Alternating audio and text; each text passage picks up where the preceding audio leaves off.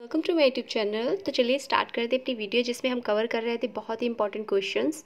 तो पहला नंबर हमारा क्वेश्चन है, अभी तक आपने मेरे चैनल को सब्सक्राइब नहीं किया तो सब्सक्राइब कर लें। इस तरह ये जो क्वेश्चन की सीरीज़ है चलती रहेगी और क्वेरी सजेशन हो तो कमेंट बॉक्स में मेंशन कर सकते हैं। क्वेश्चन नंबर हमारा फर्स्ट है जिसमें अवधारणाएँ और थिंकर दिए हुए हैं। अवधारणाएँ, एक तरफ अवधारणाएँ हैं और दूसरी तरफ थिंकर हैं और कूट दिए हुए हैं। तो चलिए देख लेते हैं।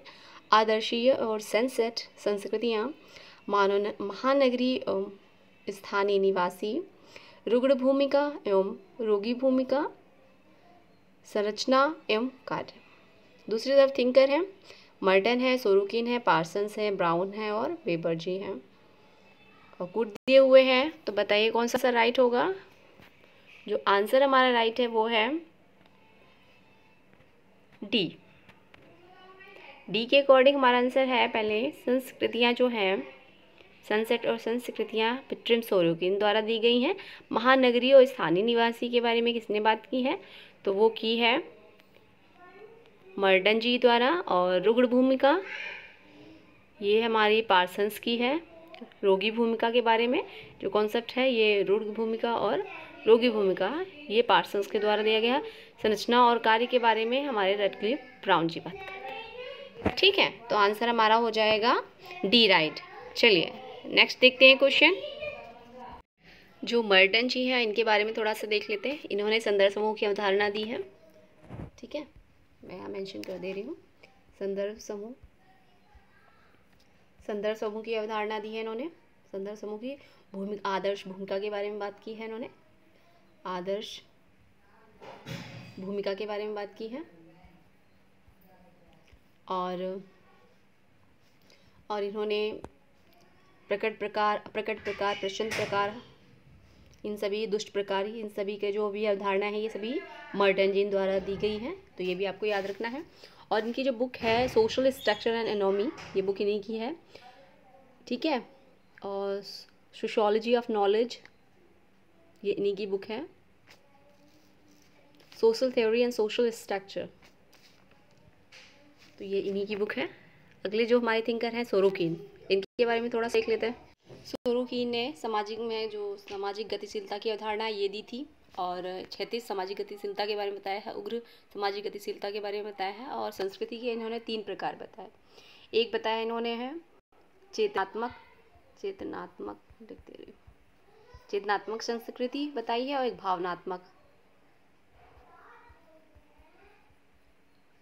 भावनात्मक संस्कृति बताई और एक बताई इन्होंने आदर्शात्मक।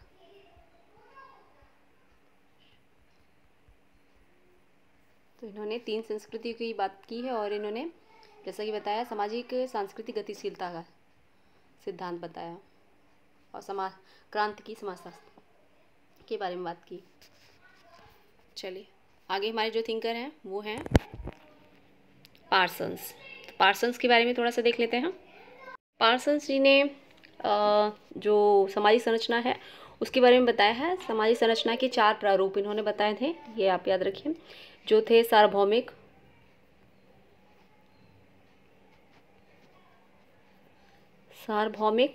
अर्जित, ठीक है, अर्जित है और सार्वभौमिक प्रदत्त है और सार्वभौमिक, ये 2 हो गए, सार्वभौमिक अर्जित, सार्वभौमिक प्रदत्त और विशिष्ट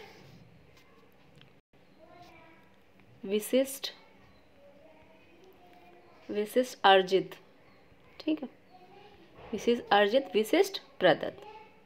तो ये प्रतिमान इन्होंने बताए हैं 4। और इन्होंने सामाजिक व्यवस्था का सिद्धांत दिया और इन्होंने तत्व सकारात्मक नकारात्मक तत्व बताया। आंतरिक विभेदीकरण के बारे में बात की। इन्होंने सामाजिक क्रिया की व्यवस्था के 3 आधार बताए। सामाजिक क्रिया की व्यवस्था की अभी हमने पढ़ा क्या, अभी हमने संरचना के 4 प्रारूप के बारे में बताया और ये सामाजिक क्रिया के जो सिद्धांत हैं उसमें 3 आधार होते हैं। आधार होते हैं, एक कर्ता, दूसरा होता है परिस्थिति और प्रेरणा। ये होता है सामाजिक क्रिया के सिद्धांत में 3 आधार।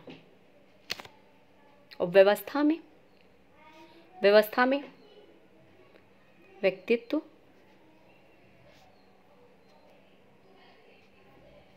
ठीक है, व्यक्तित्व है और संस्कृति है, सामाजिक व्यवस्था है।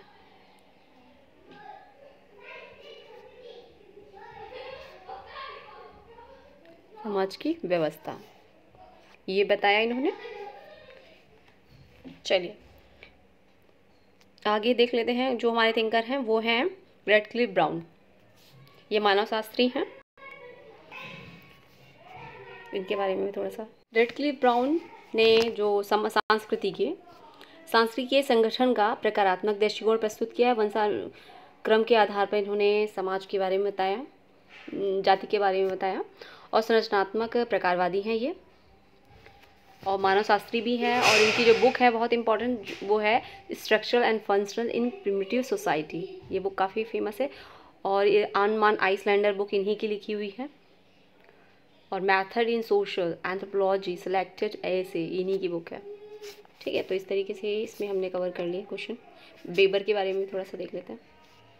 मैक्स वेबर ने जो है क्रिया के बारे में, सामाजिक क्रिया की अवधारणा दी है, ठीक है। ये आदर्श प्रारूप की बात करते हैं, आदर्श प्रारूप, ठीक है। और इन्होंने सामाजिक क्रिया की अवधारणा में तार्किक, मूल्यांकनात्मक और प्रभावात्मक और परंपरागत, इस बारे में बताया है। और जीवन के अवसर और परिस्थिति और वर्ग, जीवन के अवसर में इन्होंने वर्ग और परिस्थिति की और सत्ता की अवधारणा इन्होंने दी है, सत्ता की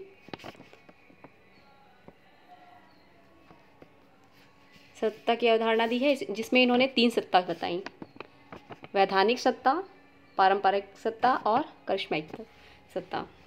और नौकरशाही की अवधारणा इन्होंने दी है, धर्म का समाजशास्त्र बताया, ठीक है।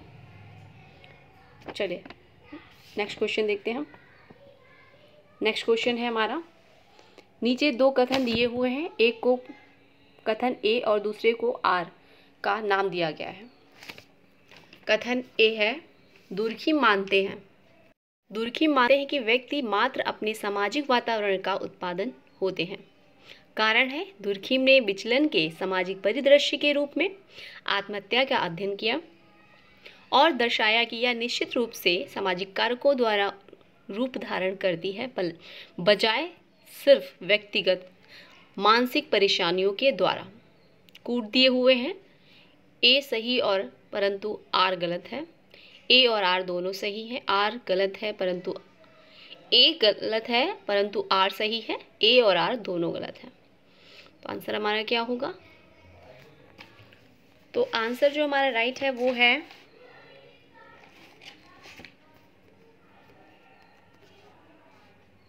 दोनों सही है। चलिए देख लेते हैं।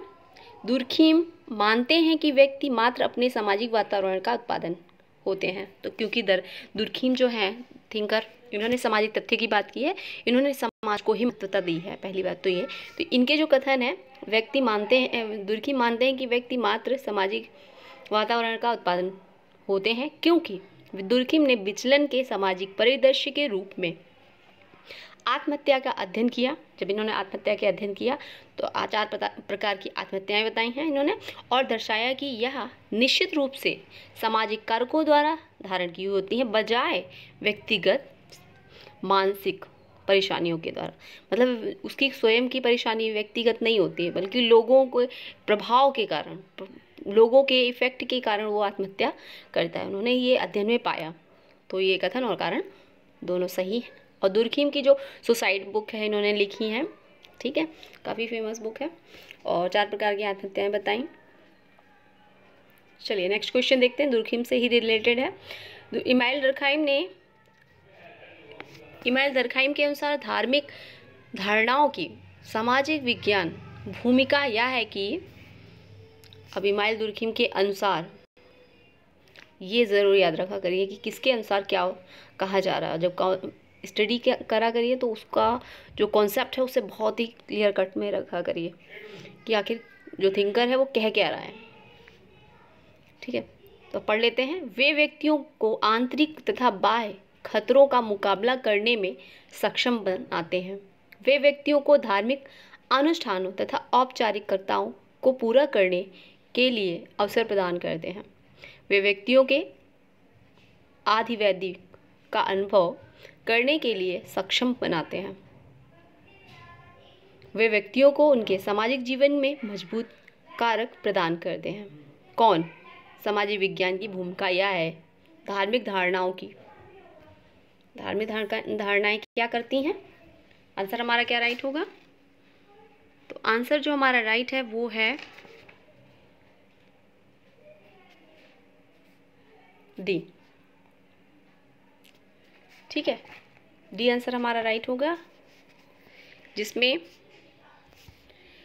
एक वे व्यक्तियों को उनके सामाजिक जीवन में मजबूती प्रदान करने में उसकी सहायता करते हैं या मजबूती प्रदान करते हैं।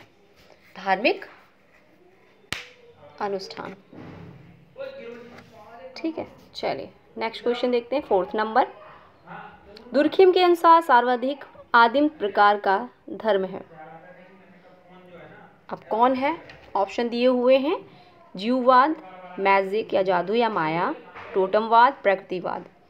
तो आंसर हमारा क्या राइट है? आंसर हमारा जो राइट है, टोटमवाद की अवधारणा किसने दी है? दुर्खिम जी ने दी है। और इसके बाद जो मर्टन जी हैं वो बात करते हैं। तो मर्टन जी बेबर जी को एक्सेप्ट करते हैं, उनके थॉट्स को एक्सेप्ट करते हुए उनके जो कॉन्सेप्ट दिए हैं उन्होंने उनको अपनाते हैं। ठीक है, टोटमवाद। चलिए नेक्स्ट क्वेश्चन देखते हैं। नेक्स्ट क्वेश्चन है, दुर्खिम से ही रिलेटेड है।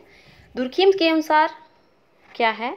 एनोमी आधुनिक सामाजिक आर्थिक व्यवस्था में सामाजिक क्रियाकलापों की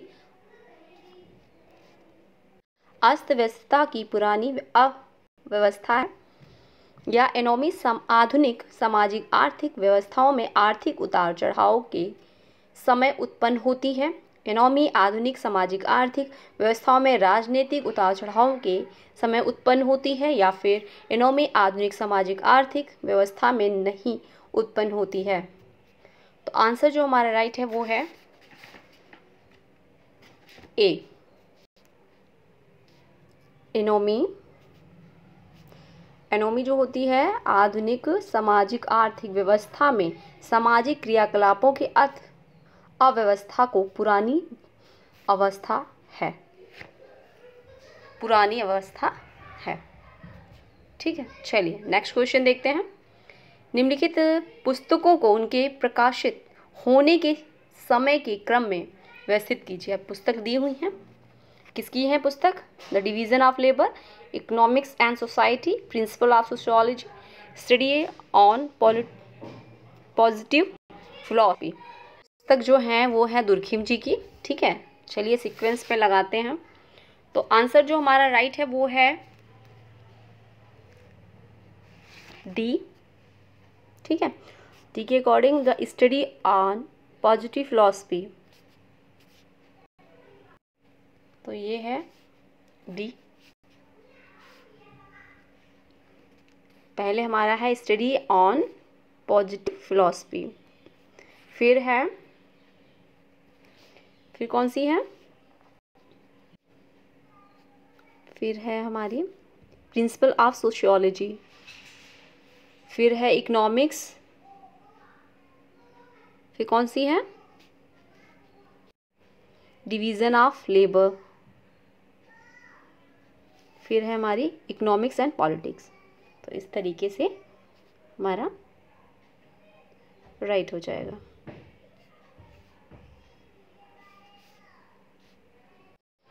ठीक है, आंसर हमारा डी राइट है। चलिए नेक्स्ट क्वेश्चन देखते हैं।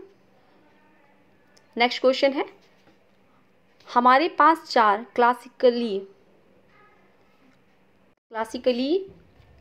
की सिद्धांत हैं। क्लासिकल सिद्धांत मतलब पारंपरिक सिद्धांत, जो ऑगस्ट कॉम्ट, बेबर और दुर्खिम द्वारा, जो कार्ल मार्क्स द्वारा दिए गए हैं। क्लासिकल थिंकर जो हमारी क्लासिकल थिंकर हैं वो जिन्होंने समाजशास्त्र को अत्यधिक प्रभावित किया है। समाजशास्त्र में अभिभाव का सही क्रम पहचानिए। तो आपको सीक्वेंस में लगाना है कि सबसे पहले कौन थे, फिर उसके बाद कौन से थिंक कर रहे हैं, कौन फिर उसके बाद। तो सीक्वेंस के अकॉर्डिंग जो हमारा आंसर राइट होगा वो है, पहले ऑगस्ट कॉम्ट है, फिर कार्ल मार्क्स है, इमानुएल डर्कहाइम है, वेबर है। ठीक है, फ्रांस के ये हैं, इंग्लैंड के हैं, जर्मनी, दुर्खीम फ्रांस के हैं और ये भी जर्मनी के हैं। ठीक है, तो अलग अलग जगह पे, ये दोनों एक ही जगह पे थे जब इनका मतलब जन्म हुआ था। ऑगस्ट कॉम्ट का मतलब जब डेथ हुई थी उसके 1 साल बाद इनका जन्म हुआ है। ठीक है, और इन्होंने अपने वहाँ पे इंग्लैंड में मतलब अपना सोशोलॉजी में जो कंट्रीब्यूशन दिया वो अपना कंटिन्यू ऑगस्ट कॉम्ट की जो भी चीज़ों को देखा और फिर उसके बाद पत्रिकाएं वगैरह प्रकाशित होती थी तो उन्होंने पढ़ी होंगी, तो उस हिसाब से उन्होंने भी अपना कार्य वहाँ पे जारी रखा। फिर वेबर जी ने भी, ये भूत कहा जाता है वेबर जी को, कार्ल मार्क्स का जो भूत कहा जाता है वेबर जी को। जो भी कॉन्सेप्ट कार्ल मार्क्स जी देते थे उसका अपोजिट मतलब उसको क्रिटिसाइज करते रहते थे वेबर जी, इसलिए भूत कहा जाता है वेबर जी को कार्ल मार्क्स का। चलिए नेक्स्ट क्वेश्चन है 8 नंबर, सजातीयता या समरूपता और सजातीयता के बीच का जो बोध के बिना इकट्ठा होने की पारस्परिक पहचान नहीं हो सकती और इसलिए कोई समाज नहीं हो सकता, क्या किसका विचार है? ऑप्शन दिए हुए हैं, वेबर हैं, मैकाइवर हैं, वेबर हैं, दुर्खीम हैं, ऑगस्ट या आर्गमन।